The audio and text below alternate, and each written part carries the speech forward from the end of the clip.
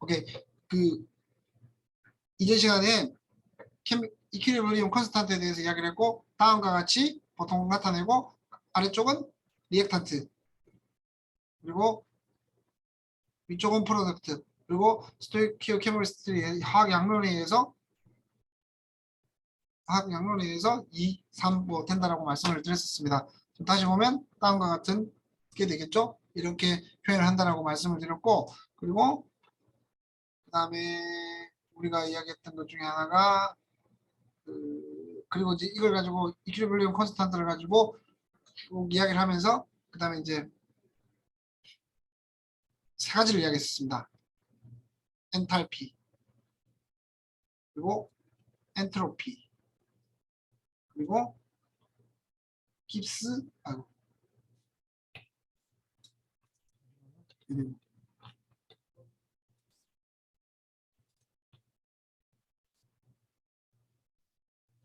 그리고 여기다 플러스 깁스 프리 에너지에 대해서 이야기했죠. 그냥 보통 프리 에너지라고 이야기를 하는데 프리 에너지라고 이야기했죠. 이 세 가지의 특징은 엔탈피 같은 경우는 얘를 반응이 이런 반응이 일어났을 때 얘를 흡수하느냐 방출하느냐. 흡수하면 엔도서믹, 방출하면 엑소서믹. 그럴 때 이 엔탈피를 델타 H로 나타냈었고 이 델타 H가 플러스 값이 되면 엔도서믹, 그리고 마이너스 값이 되면 엑소서믹, 흡열, 발열 반응이 된다고 말씀을 드렸습니다. 그리고 엔트로피는 약간 그 무질서도라고 이야기를 했는데 정확하게 여러분들이 머릿속에 이해가기는 쉽지 않지만 무질서도 간단하게 생각하면 그거라 그랬잖아요. 고체, 액체, 기체를 생각해 봤을 때 무질서도가 높은 건 기체가 가장 높고 고체가 무질서도가 낮죠. 이제 그걸 그런 형태로 생각해 보면 뭐 어느 정도 이해가 가긴 하겠지만 얘들에 따라서 뭐 델타 S 값이 엔트로피 값이 플러스면 무질서도가 증가, 델타 S 값이 마이너스면 무질서도가 감소. 근데 보통은 연력학 법칙에 의해서 그러니까 자연계는 무질서도가 델타 S 값이 증가하는 방향으로 모든 게 진행이 되고 있습니다. 그러니까 우리가 가끔씩 여러분들 그 우주가 팽창한다라고 얘기하잖아요. 그죠?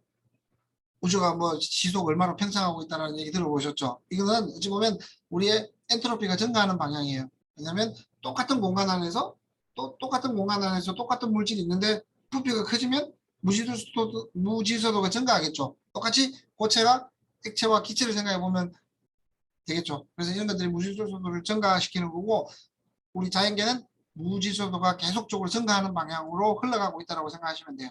근데 그걸 역행하는 것들이 우리가 에너지를 줘가지고 화학 반응을 보낸다든지 뭐 이런 것들이 그 델타 S가 증가하지 않고 어, 역으로 이제 델타 S가 감소하는 방향인데 그 감소하는 방향을 하기 위해서는 에너지가 필요합니다. 그리고 이제 여기서 말하는 그러니까 깁스 에너지는 금방 말하는 에너지와 다른데 깁스 에너지 같은 경우는 델타 G는 델타 S 마이너스 T 델타 S라고 했는데 이 델타 G 값이 마이너스면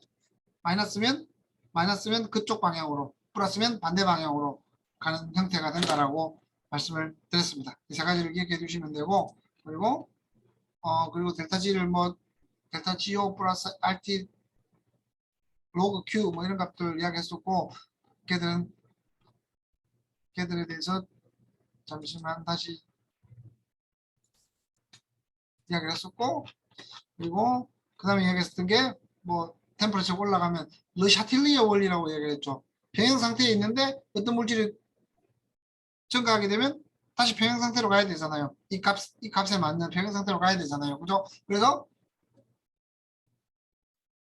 이 값으로 다시 K로 가는 걸 이제 르샤틀리의 원리라고 이야기를 했고 만약에 리액턴트가 증가하면 프로덕트 쪽으로 가겠죠. 프로덕트를 내가 만약에 평형 상태에 있는 물질이 이렇게 세 가지가 들어있다, 네 가지가 들어있다. 근데 내가 프로덕트를 넣어주게 되면 다시 리액탄트 방향으로 반응이 일어나겠죠. 그죠? 그리고 만약에 리액탄트를 넣어주게 되면 프로덕트 쪽으로 흘러가겠죠. 이걸 샤틀리의 원리라고 이야기합니다. 그러면 농도뿐만 아니라 여러분들 똑같이 생각해 볼 수 있는 것들이 온도 되겠죠. 온도를 높이면 이거 이제 또 다른 문제가 뭐냐면 온도를 높이게 되면 뭔가 이 반응 자체가 흡일 반응인지 발열 반응인지에 따라서 반응이 어떻게 가는지 판단이 되어지고 그러니까 온도를 내리게 되면 똑같이 이게 뭐라 해야 되나 그 온도 흡열 반응, 발열 반응에 의해서 반응이 프로덕트 쪽으로 가는지 리액턴트 쪽으로 가는지 달라질 수 있다라고 말씀을 드렸습니다. 그리고 솔루빌리티 프로덕트라고 이야기를 했는데 KSP라고 이야기를 하고 얘들은 그냥 어떤 예를 들면 A 플러스 B가 아쿠어스한 물질이 S, 솔리드한 S가 된다 그러면 이걸 A랑 B로 보통 이야기합니다. 이게 이제 보통 침전 반응에서 많이 일어나고요. 대표적인 게 AgCl이었잖아요. 그죠? 그 AgCl. 그러니까 은이랑 염소가 붙게 되면 침전물이, 흰 침전물이 생기는데 그 흰 침전물들을 생각할 때 이제 페이지가 다르니까 여기는 아쿠어스 페이지고 여기는 솔리드 페이지니까 얘들이 다시 보통의 경우는 다시 백을 하지 않을 가능성이 높은 거라서 이렇게 이거와는 다르게 여기는 보통 보면 프로덕트에 반대로 이제 프로덕트를 리액탄트를 밑에 위를 프로덕트라고 얘기하는데 프로덕트를 넣는데 이 같은 경우는 그냥 아쿠어스에 있는 것들만 넣어준 것들을 KSP 솔루빌리티 프로덕트라고 이야기합니다. 그리고 가서 이제 여러분들 계산하는 방법들 쭉 이야기를 했었고 그리고 어떤 애시드 베이스의 종류에 대해서 이야기를 했었습니다. 예를 들면 루이스 애시드 베이스는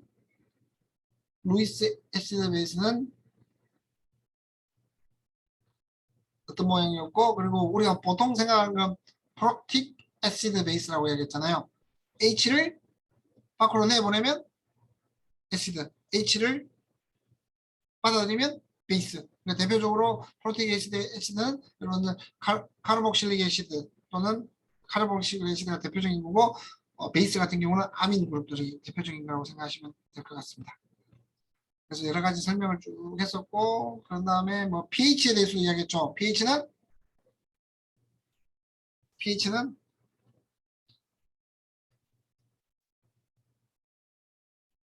이거죠. 그죠? 이게 꼭 중성일 때는 물에 아무것도 아는 물질이 없이 그냥 아주 피어한 물질이 있으면 얘가 7이라고 그랬잖아요. 다시 말하면 H 플러스가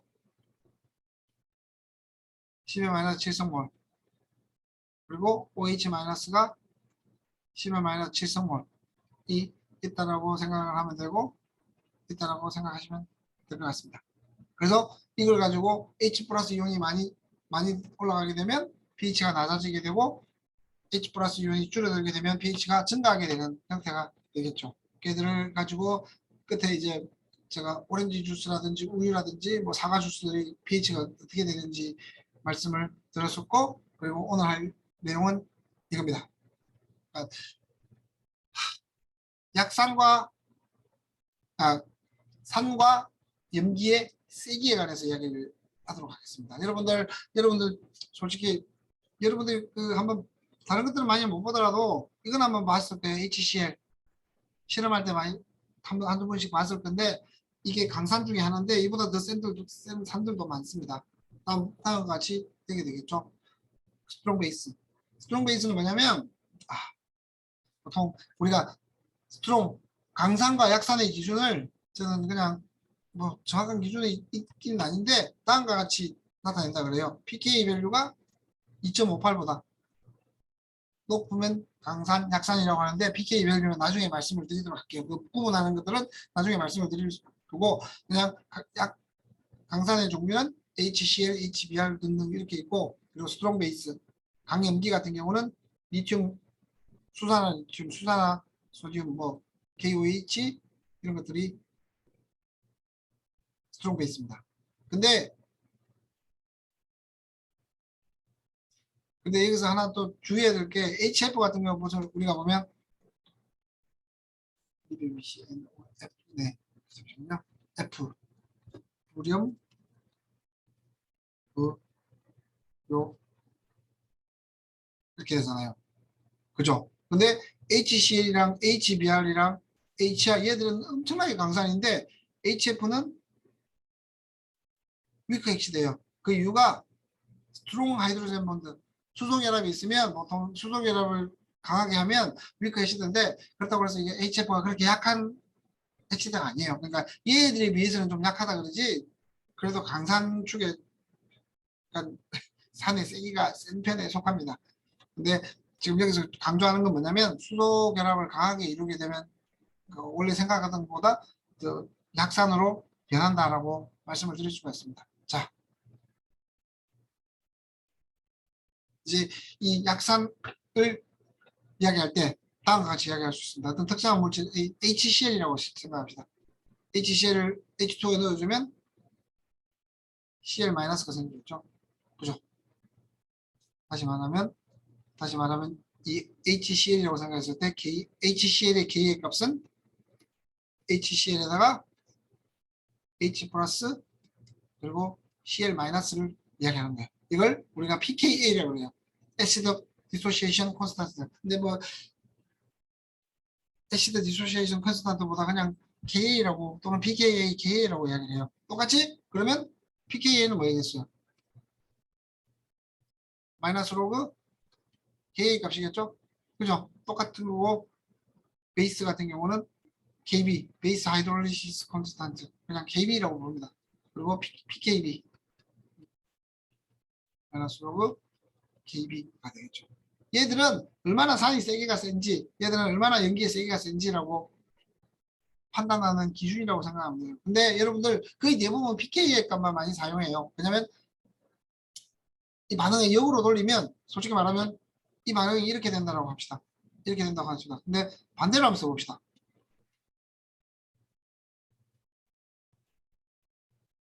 그럼 얘는 뭐예요? 얘는 베이스예요. 그죠? 이 값을 알면 대략적으로 이 값을 거꾸로 하면 알 수가 있기 때문에 보통 우리가 이야기를 할 때는 pK의 값을 거의 다 사용한다라고 생각하시면 됩니다. 자, 그리고 이제 대표적으로 제가 그 프로틱 액시드 베이스 이야기할 때 얘기했었죠. 카르복실릭 액시드가 대표적인 액시드고 그 아민이 대표적인 베이스라고 이야기했었죠. 다시 말하면 카르복실릭 액시드는 H 플러스를 날려주고 밖으로 물속으로 내주게 되죠. 그죠? 근데 아민 같은 경우는 반대로 H를 끌어들이기 때문에 다음 두 개가 한쪽은 H고 한쪽은 베이스라고 말씀을 드릴 수가 있습니다. 읽어보면 아스틱 액시드는 카르복실릭 액시드의 가장 대표적인 거죠. 대표적인 거고 제너럴하게는 카르복실릭 액시드는 다음과 같이 나타난다. 그리고 카르복실릭 액시드는 위크 액시드 약산이고 반대로 얘는 위크 베이스가 되겠죠. 조금 전에 말했던 그 얘기예요. 다시 말하면 H 플러스랑 A 마이너스가 이렇게 되면 얘는 베이스가 되는 거고 얘는 거꾸로 그러면 베이스가 애시드가 되게 되는 거죠. 수소를 밖으로 내보내면 애시드, 수소를 끌어당기면 베이스. 그러니까 동전의 양면 같은 느낌이에요. 그 애시드 베이스는.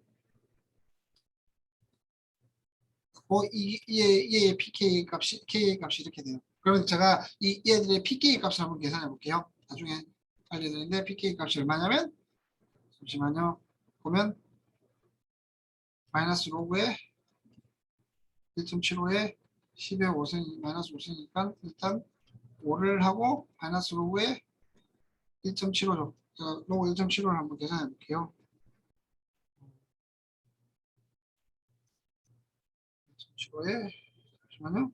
이게 0.24예요. 그러면 0.25라고 치면 4.75가 되네요. pK 값은 4.75예요. 아스텍의 시대의 pK 값은 4.75예요. 나중에 다시 한번 보도록 할게요. 그리고 똑같이 베이스 아민은 세 가지로 나눠져요. 보통 우리가 NH3가 아모니아가잖아요. 그죠? 그거 이렇게 돼 있잖아요. 근데 이거는 뭐 너무 가스 같은 거니까 따로 한다 하더라도 보통의 경우 이렇게 돼요. 이렇게 되면 이걸 프라이머리 아민이라고 해요. 그리고 한쪽에다 이렇게 다른 탄소가 붙어 있으면 이건 세컨더리. 이렇게 아무것도 산소가 없이 그냥 N을 사이에 두고 다른 다 펑션al 그룹 탄소들이 붙어 있으면 얘들을 터셔리 아민이라고 얘기합니다. 그러니까 이렇게 되면 여러분들이 딱 생각해 봤을 때 가장 기본적으로 생각해 봤을 때 얘들이 열로 가면 갈수록 베이시스티가 세질까요? 적어질까요? 알 수 없습니다. 일단은 나중에 저도 지금 이 얘들이 뭔가 트렌드는 있을 것 같은데 이 구조만 보고 생각을 해보면 정확하게 판단이 안 서긴 합니다. 왜냐면 R 같은 경우는 탄소 있기 때문에 좀 물질 분자가 큰 거잖아요. 그죠? 그러면 이렇게 되면 이렇게 R 있고 H랑 있는 거랑 여기다 이 H 대신에 이렇게 큰 R이라는 분자가 있는 거랑 분명히 다를 겁니다. 왜냐면 이 R이라는 분자가 약간 그 뭐지? 엘렉트론을 당기는 힘도 있을 거고 그걸 통해 가지고 뭔가 트렌드를 생각해 보려고 했는데 뭔가 트렌드가 있긴 할 것 같은데 뭔가 정확하게 단정적으로 말하기는 쉽지 않을 것 같네요. 자, 그리고 아민은 나이트로젠을 가지고 있는 컴파운드를 이야기하는 거고 지금 이런 컴파운드를 이야기하는 거예요. 그 다음에 페어런트 그러니까 가장 간단한 구조는 NH3다라고 생각하면 돼요. 이 HR로 바뀐 다른 펑션al 그룹으로 바뀐다라고 생각하시면 되고 아민은 당연히 위크 베이스고 아모늄이온은 당연히 위크 애시드다. 다시 말하면 RNH NH2에다가 플러스 H2 하면 어떻게 될까요? H2 하게 되면 잠시만요. H 플러스 RN HM 마이너스는 RN H2가 되잖아요. 얘가 베이스가 되니까 H가 받아들여줬잖아요. 그렇기 때문에 베이스. 얘는 H를 받아들였으니까 애시드가 되게 되겠죠. 이 얘기입니다. 지금 두 페이지에 걸쳐서 했던 얘기는 뭐냐면 간단하게 애시드가 뭐고 베이스가 뭔데 그 중에 가장 대표적인 게 카르복실릭 애시드랑 아민이라고 말씀을 드릴 수가 있습니다. 이제 이렇게 우리가 강산을 처음에 이야기했죠. 강산은 뭐 여러분들 많이 봤을지는 않겠지만 딱 그 혼자식만 봐도 아 강하게 보인다라는 것들 나중에 이제 pK 값으로 이제 이걸 다시 계산을 하긴 하겠지만 다음과 같이 강산이 있고 약산은 그리고 이제 얘들의 그 산의 세기를 pKa 염기의 세기를 pKb로 보통 Ka, Kb 또는 pKa, pKb로 나타내는데 그런 수식이 이렇게 되고 이걸 가지고 나중에 강산, 약산을 구분을 대략적으로 하게 됩니다. 그리고 약산의 가장 대표적인 게 카르복실릭 애시드 그리고 카르복실릭 애시드의 NiO는 당연히 반대로 베이스가 되게 되겠죠. 얘들은 이런 구조가 되고 지금 아세틱 애시드의 pK 값은 대략적으로 4.75라고 얘기했습니다. 4.75 정도 거의 비슷한 정도고 그리고 아민 같은 경우는 암모니아의 구조에서 출발해 가지고 세 가지 종류가 나눠지게 됩니다. 프라이머리, 세컨더리, 터셔리로 나눠지게 되고 얘들은 보통 베이스 역할을 하게 되겠죠. 그리고 그 베이스 역할을 하는 반대급부로 RNH- 같은 경우는 애시드가 되겠죠. 왜냐하면 H를 받아들이는 거니까. 지금 이 얘기는 뭐냐면 프록틱 애시드 설명할 때 H를 받아들이면 베이스, H를 내주면 애시드라고 그랬잖아요. 그죠? 근데 얘들을 다시 한번 생각해 보면 각 물질이 뭐 다 H를 내보내거나 H를 다 받아들이지 않을 거잖아요. 그죠? 그것도 그 케미칼의 특성상 어떤 놈은 뭐 30%만 받아들이고 30%는 그냥 원래 상태, 중성인 상태로 있을 수도 있고 어떤 놈은 99.999%다 받아들이고 0.0001%만 뭐 원래대로 있을 수 있는 거잖아요. 그죠? 그렇게 아주 높은 비율로 받아들이는 놈들을 스트롱 베이스, 스트롱 베이스라고 이야기하고 반대로 그 대부분의 몰레큘이 똑같은 몰레큘이 H를 다 밖으로 내보내버린다 그러면 어쿠어스 솔루션으로 H 플러스 이온으로 내보내버린다 그러면 얘는 스트롱 베이스, 스트롱 애시드가 되겠죠. 그러면 이 스트롱 애시드랑 조금 전에 말했던 한 20% 30%만 내주는 애들이랑 우리가 구분하게 되는데 얘들을 얼마나 밖으로 내보내는지를 우리가 편의상 KA 값, KB 값 그리고 얘들을 모디파이한 PKA, PKB 값으로 이제 상과 베이스의 세기를 표현을 한다라고 생각하시면 돼요. 간단하죠. 쭉 보니까 나중에 계산할 때는 뭐 머리 조금 아프시겠지만 각 산의 세기를 다음과 같이 그 콘스탄트 뭐지 이퀴리브리엄 콘스탄트 같은 형태로 표현을 하게 되고 얘들을 조금 모디파이 해가지고 pKa로 계산하게 되면 얘가 강산인지 약산인지 알 수가 있고 pKb를 계산하면 얘가 스트롱 베이스인지 위크 베이스인지를 판단할 수가 있게 되겠죠. 근데 정확히 중성은 아무것도 없는 물이 되겠죠. 그죠? 그때가 pH가 7이 되겠죠. 물도 뭐 간단하게 얘기하면 pH가 pK가 7이 되겠죠. 그죠? 그러니까 다시 말하면 기준이 그 아주 표현 물의 기준으로 pH가 pK가 밑으로 내려가면 뭐 밑으로 내려가면 산이 되고 위로 올라가면 베이스가 되고 그리고 스트롱 베이스, 스트롱 위크 베이스 같은 경우는 pK 값에 따라서 달라진다라고 말씀을 드릴 수가 있습니다. 근데 이게 강산, 약산의 정확한 기준은 없어요. 대략적으로 사람들이 말할 때 pK가 2.58이라고 이야기를 하는데 2.58을 계산을 해보면 pK가 로그 KA 값이 2.58이라고 이야기를 하면 잠시만요. 10의 마이너스 10의 마이너스 2.58이니까 잠시만요. 제가 한번 계산을 해볼게요. 지금 제가 어디서 찾았냐면 구글에서 강산의 기준 하면 이렇게 나와요. pK 값이 2.58보다 크면 약산이라고 한다. 그리고 참고 뭐 이게 2.58이 기준인데 그럼 2.58의 농도를 한번 생각해 보면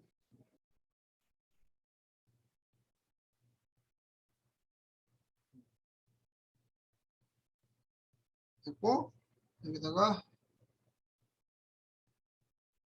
여기서 보면 이 pK 값이 계산 2.58일 때를 계산하면 보면 Ka 값이 0.00263 정도 되네요. 이거 가지고는 제가 정확하게 판단하기 힘든데 이 보통의 경우 이 강산이랑 약산이 제가 말하는 퍼센테이지인데 제가 정확한 수치가 기억이 안 나요. 대략적으로 사람들이 100개의 몰레큘이 있는데 그 중에 뭐 20%만 예를 들면 20%가 정확한 수치는 아닙니다. 20%만 H를 밖으로 내보내고 80%는 그냥 원래 있는 중성 상태로 있다 그러면 이걸 약산이라고 한다 하는 그 기준이 있어요. 퍼센테이지가 대략적으로 사람들이 만들어 놓은 기준이 있는데 제가 지금 그게 정확하게 생각이 안 나가지고 이 pK가 2.58로 가지고 다시 그 수치를 계산해 보려고 그러는데 계산이 현재로서는 쉽지가 않네요. 시간이 오래 걸릴 것 같아서 제가 한번 찾아보고 다음에 다시 말씀을 드리도록 할게요. 이런 형태로 강산, 약산을 구분한다라고 말씀을 드릴 수가 있습니다. 그리고 이제 또 다른 산 같은 경우 메탈 이온 같은 경우 차지 스테이트가 2가 높은 것들은 위크 애시드다. 왜 위크 애시드일까요?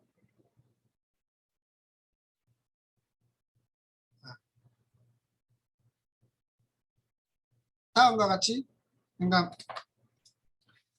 이걸 좀 더 정확하게 쓰면 M에다가 막 예를 들면 3 플러스가 있으면 얘가 물과 반응을 해가지고 MOH 마이너스 플러스 2가가 되고 그리고 H 플러스가 돼요. 이 말은 다시 말하면 우리가 프로틱 애시드 베이스에서는 H를 받아들이면 H를 내보내면 그 뭐지 애시드라고 그랬잖아요. 근데 얘는 좀 다르게 H를 자신이 가지고 있는 H를 내려놓는 게 아니라 대신 이제 물에 있는 OH를 당기면서 H가 생성되게끔 하는 약간 간접적으로 간접적으로 이제 산성을 띠게 되는 거죠. 그래서 얘들도 메탈 이온들은 보통 2 플러스 차지의 2 플러스 이상의 차지를 가지고 있는 메탈 이온들은 보통 위크 애시드 약산이라고 보시면 돼요. 지금 이렇게 되고 지금 그래도 각각에 따라서 다음과 같이 얘들 보면 이제 색깔이 진해지면 진해질수록 스트롱 애시드예요. 그래서 다음 보면 가장 센 게 아마 얘, 얘들일 거 아니에요. 예, 코발트 3 플러스 또는 팔라듐 정도 뭐 지르코늄은 뭐 엄청나게 세구나. 지르코늄도 세고 그리고 센 놈들이 여기 비스뮴 맞나? 네, 얘네들이 세고 뭐 밑에 있는 얘들이랑 지금 수치가 밑에 있는 수치가 정확하게 뭔지 모르겠지만 얘들 수치가 조금 낮은 것들이 양산이고 다른 것들은 좀 약산에 속하는 얘들도 약산일 거예요. 그 우리가 생각하는 HCl이나 HI 뭐 H브롬 같은 거에 비해서는 약산인데 그래도 이런 쪽으로 가면 갈수록 좀 더 HD의 세기가 세진다라고 생각하시면 돼요. 근데 뭐 특히 약간 뭐라 해야 되나 트렌드가 있는 건 아니죠. 그죠? 그냥 대략적으로 트렌드가 있는 것도 아니기 때문에 대략적으로 메탈 이온들이 플러스 2차지 이상에서는 뮤클 핵시도 작동한다 라고 생각하시면 될 것 같습니다. 자, 폴리프로틱 그러니까 H를 두 개를 뭐 하나 아니라 두 개를 내줄 수 있는 놈 아니면 H를 하나가 아니라 두 개를 받을 수 있는 놈 해봅시다. 그러면 대표적으로 이런 놈이 있을 수 있겠죠.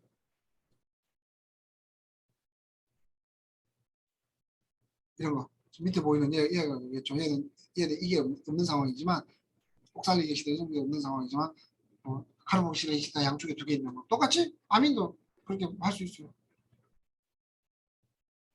얘들은 H를 하나 두 개 흡수할 수 있는 거잖아요. 그러면 이게 얘는 폴리프로틱 베이스고 이런 폴리프로틱 에시드가 되겠죠. 다음과 같이 되게 됩니다.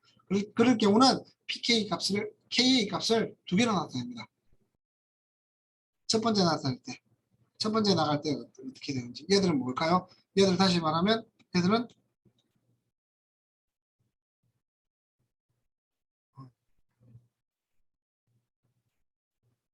플러스랑 네, 모노 하이드로젠 그리고 옥살 되겠죠? 얘들은 뭘까요? 얘들 다시 말하면 H 플러스에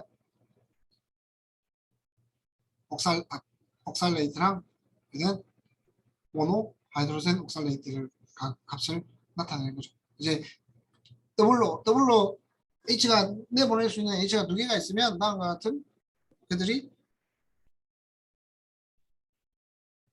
다음과 같은 것들이 이제 나타나지게 되겠죠.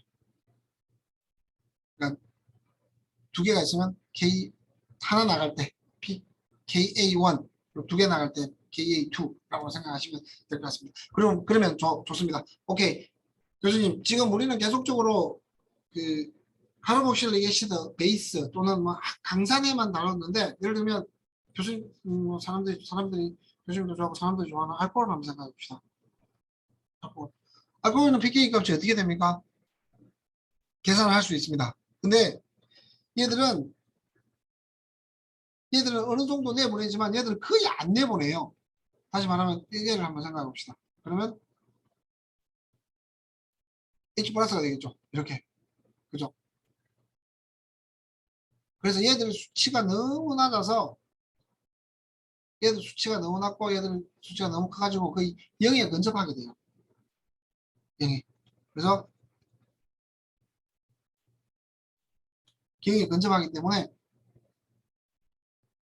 음, 아니구나. 원래 물 속에 있으니까 물의 그 수치를 가지고 있을 거잖아요. 그죠? 물의 수치를 가지고 있기 때문에 거의 아마도 7에 근접하지 않을까 싶습니다. 이런 농도들은 제가 다시 한번 계산해 볼게요. 지금 뭔가 얘들은 이온화되는 수치가 H가 빠져나오는 수치가 너무 낮기 때문에 수학적으로 계산을 다시 한번 해보고 낮기 때문에 얘들은 거의 중성 상태에 머무른다라고 생각하시면 될 것 같습니다.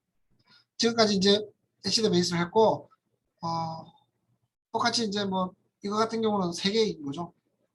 세 개. 포스페이트, 모노포스페이트, 다이포스페이트, 포스포릭 액시드 이렇게 세 개가 생길 수도 있습니다. 얘들 같은 경우는 뭐 크게 많이 이 수치를 사용하거나 그러지는 않습니다. 여러분들 어,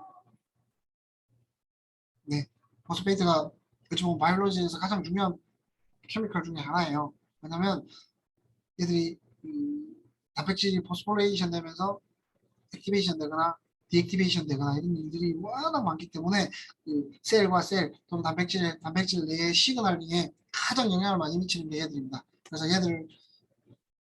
얘들이 얘들을 포스페이트를 단백질에 붙이는 걸 카이네이즈라고 얘기를 하고요.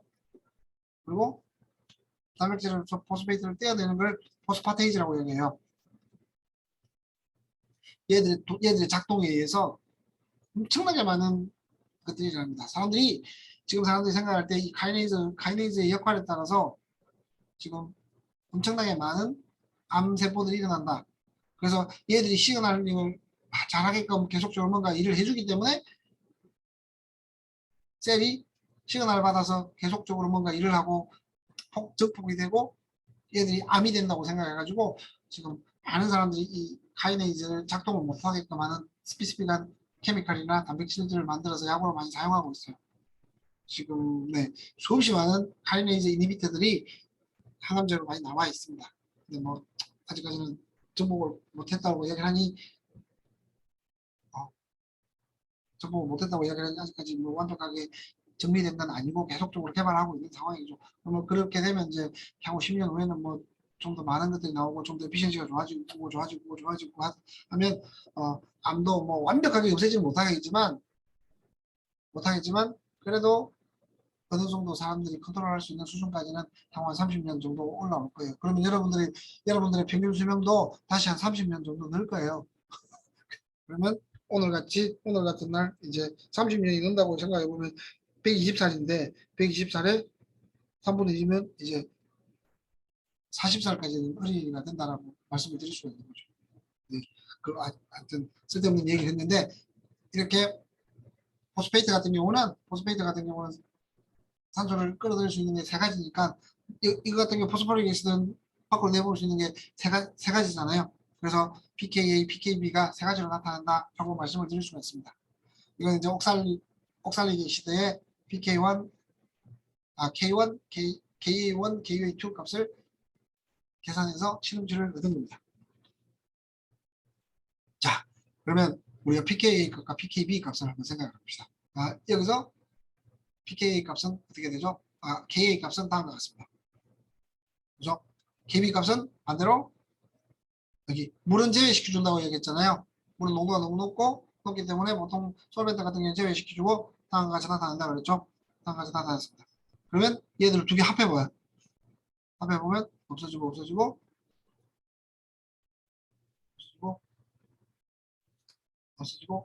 없어지죠. 그러면 H2O, H 플러스 OH 마이너스가 되는 거죠. 이렇게 되죠. 그죠? 그럼 이건 뭐예요? KW잖아요. KW가 H 플러스 OH 마이너스였잖아요. 그죠? 다시 말하면 이 두 개를 합한 거. 그러니까 이 두 개를 곱한 거. Ka 값과 Kb 값을 곱하게 되면 KW가 나온다는 얘기죠. 다시 말하면 제가 맨 처음에 얘기했을 때 어떤 물질의 Ka 값만 알면 KB 값은 쉽게 알 수 있다라고 얘기한 게 이거예요. 이거 때문에 그렇게 이야기했던 거예요. 다시 말하면 Ka 값과 KB 값을 곱하면 KW 즉 1.0 곱하기 10의 마이너스 14승이 나와야 된다라는 의미인 거죠. 자, 그러면 K 값이 1.75에 10의 마이너스 5승이다라고 하면 KB 값은 어떻게 될까요? 간단하죠? KB 값은 1.75 곱하기 10의 마이너스 5승분의 1.0 곱하기 10의 마이너스 14승이 되겠죠. 이 계산은 나중에 여러분들이 계산기를 통해서 한번 해보시기 바랍니다. 크게 어렵지 않을 거니까요. 제가 처음에 이야기했던 이유가 그겁니다. 어떤 물질의 pKa 값을 알면 pKb 값은 몰라도 된다. 그래서 사람들이 몰라도 된다는 말은 쉽게 여러분들이 계산할 수 있기 때문에 몰라도 된다라고 몰라도 되는 건 아니지만 하여튼 그 pKa 값을 알면 pKb 값은 신경 안 써도 되는 이유가 이런 이유예요. 그죠? 근데 여러분 하나 더 고민해야 될 게 뭐냐면 여기는 지금 KW잖아요. 그죠? 이건 뭐예요? 물에 있을 때예요. 근데 우리가 솔벤트가 물만 있는 게 아니잖아요. 그죠? 메탄올도 있을 거고 에탄올도 있을 거고 ACN도 있을 거고 있겠죠. 그러면 얘들은 이 KW 값 그때는 뭐 이거는 KN 값이라고 얘기하고 얘는 KE 값이라고 얘기하겠죠. 이 값이 달라지기 때문에 그 안에 있는 KA 값, KB 값이 또 달라집니다. 그죠? 대신 어떤 솔벤트 안에 들어가든지 KA 값을 알게 되면 KB 값은 자동적으로 계산을 할 수가 있다는 거죠. 왜냐면 우리가 이 에탄올의 디소시에이션 컨스탄트 그리고 에탄올의 디소시에이션 컨스탄트를 알 수가 있을 테니까요. 근데 얘들은 물보다는 디소시에이션 컨스탄트가 더 낮을 거예요. 왜냐면 물은 솔직히 OH나 H 플러스를 얘들보다는 더 많이 배출하는 거라서 배출하기 때문에 훨씬 더 낮을 거라고 예상은 됩니다. 정확한 수치는 제가 잘 모르겠습니다. 아마 한번 여러분들 한번 찾아보세요. 이 메탄올의 디소시에이션 이 KW 값, KM 값이 어떻게 되는지.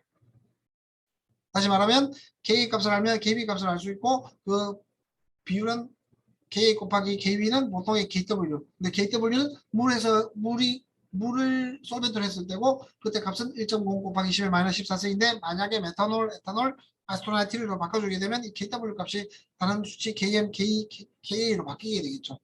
그죠? 그에 따라서 쉽게 또 그 솔벤트 안에 들어있을 때의 디소시에이션 콘센트를 구할 수가 있게 된다라는 의미입니다. 자, 그러면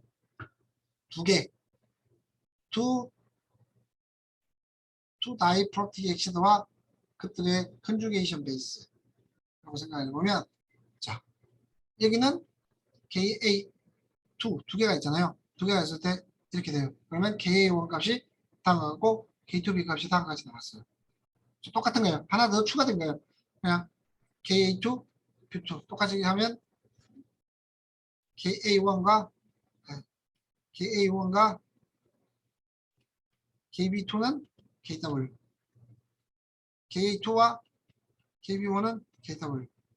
뭔가 패턴이 있죠? 그러고 나서 세 개를 놨을 때는 그냥 이런 거 계산 안 해보고 해봐도 이렇게 그러니까 세 개를 놨을 때 이 두 개 합하면 4, 이 두 개 합하면 4, 이 두 개 합하면 4가 되는 KW 값이 이렇게 나오게 된다는 의미입니다. 쉽죠? 이 수식을 통해 가지고 이렇게 계산하다 보니 뭐 4개가 되면 어떻게 되겠어요? K1, KB4, KW. 맨 끝에 쭈쭈쭈 가서 맨 끝에는 KA4, KB1은 KW 이런 형태가 되겠죠. 그죠? 뭐 이런 데까지는 고려 안 해도 되지만 한 2개 정도까지는 고려할 가능성이 높은데 저기 밑에까지는 고려하지 않은 상황이긴 하지만 이 트렌드를 봤을 때는 그런 형태로 흘러갈 것이다 라고 생각하시면 돼요. 자, 그리고 이제 뭐 제가 이걸 그 베이스가 되는 것들에 대해서 그림을 붙여놨는데요. 이제 보통 이렇게 케미칼들을 표시할 때 저도 이걸 보면서 이걸 왜 갑자기 여기다 표현하는지 모르겠는데 우리가 그 케미칼 표현할 때 이렇게 표현하잖아요. 그죠? 근데 보통의 C나 OH 같은 경우는 제외시켜줘요. 뭐 어떤 특정한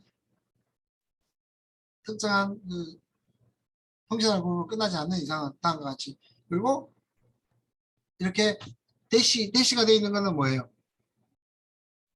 대시가 되어 있는 거는 평면에서 3차원 구조로 안으로 들어간다는 얘기고 까만색 이런 까만색은 내 몸 쪽으로 나온다는 얘기예요. 평면에서. 그렇게 해서 근데 솔직히 이것도 정확하지 않아요. 여러분들은 그 일반화학 시간에 배웠을지 모르겠지만 우리가 벤젠링이 그냥 이렇게 육각형이나 평면으로 돼 있지 않아요. 뭐 이런 형태로 돼 있잖아요. 그죠? 뭐 지금 기억은 잘 안 나는데요. 배 모양, 뭐 보트 모양, 뭐 이런 얘기 하잖아요. 그죠? 그런 모양이 되어 있기 때문에 이거 정확하진 않아요. 하지만 사람들이 좀 더 편안하게 볼 수 있게끔 뭐 구조가 정확히 다를 수도 있겠지만 그래도 사람들이 좀 더 편안하게 간단하게 그릴 때는 보통 이렇게 그린다라고 생각하시면 될 것 같습니다.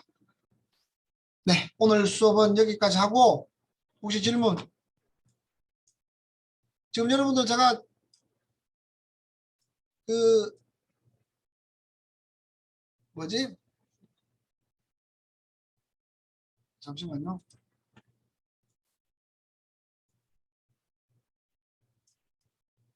어, 그 뭐지? 숙제는 제가 점수 다 올렸죠? 그죠?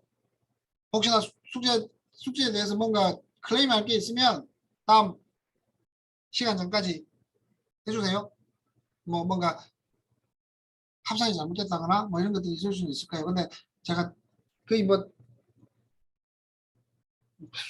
수치를 가지고 계산하는 것들이라 크게 뭐 변하지는 않을 건데 제가 점수를 매겨놓고 합산을 잘못했거나 이런 경우는 간혹 생길 수 있으니까 그런 데 대해서 이야기해 주시고 그리고 시험 채점은 빠르게 진행해서 최대한 다음 주 말까지는 제가 채점을 해서 여러분들한테 다시 공지를 할게요. 아마 숙제보다 더 시간 적게 걸릴 거예요. 왜냐면 1시간 동안 푸는 거라 여러분들이 많이 못 풀었어요. 약간 처음부터 여러분들에게 많은 양을 내어주려고 생각을 하고 시험 문제를 냈기 때문에 왜냐면 오픈북이기 때문에 시간을 많이 주게 되면 여러분들 앉아서 끈기가 좋은 사람이 시험 성적이 좋게 돼요. 앉아서 이렇게 앉아서 내워라 세워라 하면서 찾아보면 많이 풀 수 있기 때문에 그래서 시험 문제를 많이 주고 짧은 시간에 풀게끔 했던 거예요. 그렇게 되고 그것도 여러분들한테 시험 성적도 올리고 나면 클레임 할 일이 있으면 그 이후에 다시 클레임을 언제까지 하겠다고 다시 말씀을 드리도록 할게요. 그러니까 숙제는 숙제에 대해서 뭔가 그게 있으면 다음 주 화요일까지 메일을 보내시든지 정리를 해주시면 될 것 같아요. 오케이. 그리고 지금 제가 보니까 계획이 한 1시간 정도 느려요. 하다 보니 1시간씩 느려져서 제가 생각할 때 그래서 혹시나 몰라가지고 제가 그 맨 마지막에 메소드 밸리데이션을 2시간을 넣어놨는데 아마도 제 생각으로는 그게 한 1시간 조금 그러니까 한 주 조금 넘게 준비가 됐는데 혹시나 밀릴까봐 그렇게 2개를 잡아놨었거든요. 그래서 아마도 쭉 가다 보면 그 맨 마지막에 메소드 밸리데이션을 하루 수업으로 하는 방향으로 진행을 하도록 할게요. 네.